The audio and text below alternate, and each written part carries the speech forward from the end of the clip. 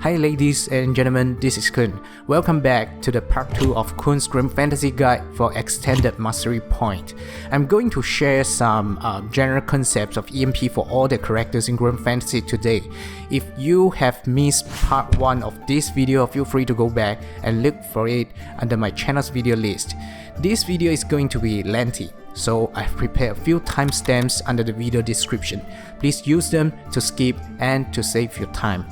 First of all, just like our main character, your SSR characters and SR characters can get 1 EMP per 36,000 EXP gain once they reach level 80 and level 70 respectively. Although it is really obvious, but I believe there are a lot of players have no idea that our characters' EMP bonuses are decided based on 3 factors: their type, their race, and their characteristic. If you look at any character's EMPs, you will notice 3 rows of EMP bonuses there. The first row of EMPs is decided by the type or style of that character, whether he or she is a balanced character, an attacker, or a supporter, etc.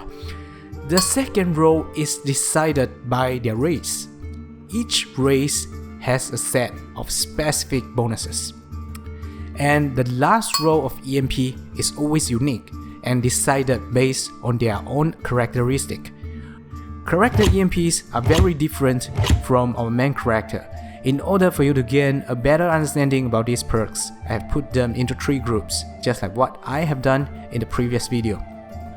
Those in group 1 are highly recommended.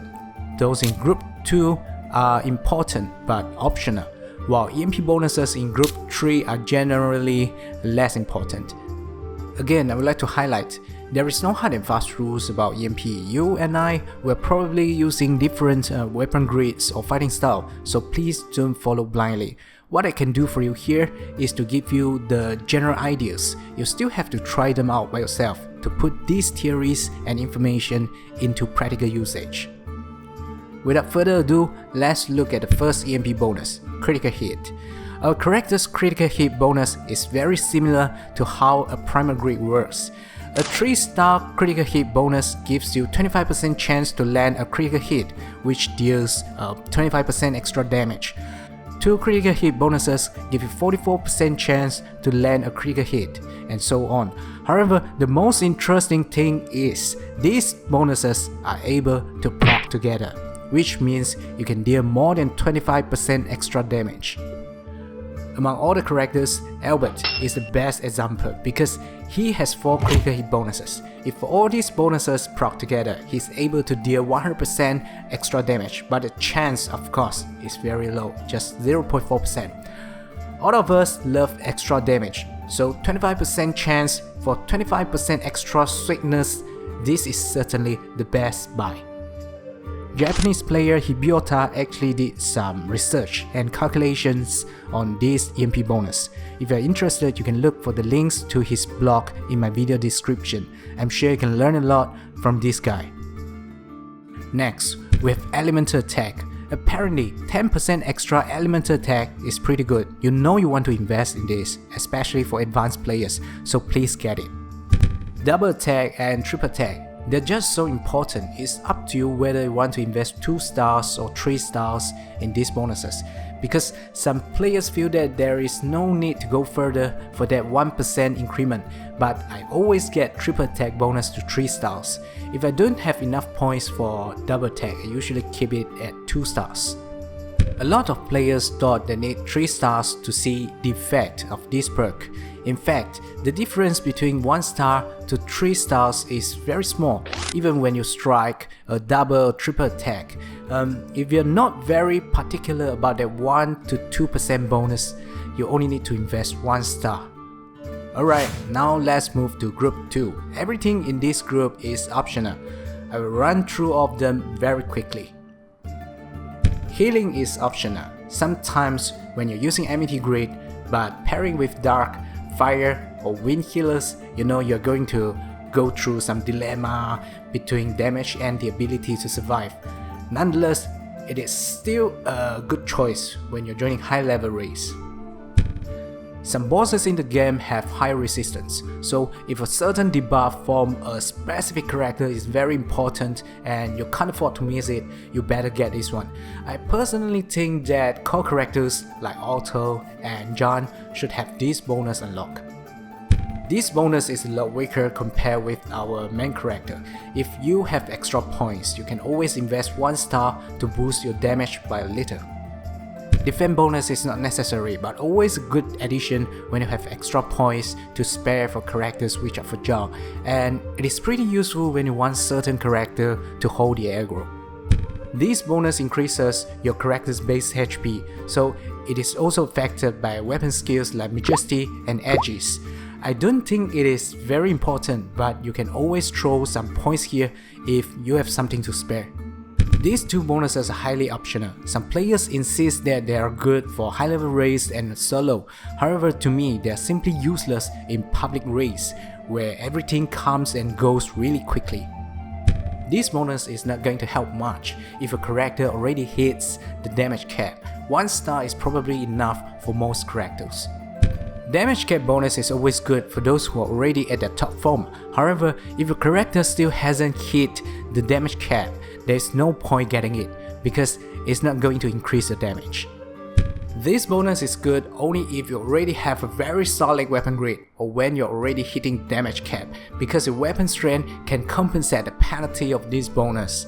You can also invest some points in attack up bonus to mitigate the penalty. Also, the higher its level, the lower its penalty, so always go for 3 stars if you want to play with it. Dodge is pretty optional under most circumstances. However, for characters like Monica, this bonus is very important because every time when she dodges, she will activate skill and strike her enemies, which is a very promising way to increase her damage. Well, regarding hostility, the chance of getting hit is basically 25% for each character if you're using 4 characters for the fight. In order for you to understand, I've calculated and listed out the changes you get to enjoy based on the formula of hostility. I personally think that these bonuses are both very useful. Unlike the curve in Enmity weapon grade we usually see, the damage offered by this bonus is linear.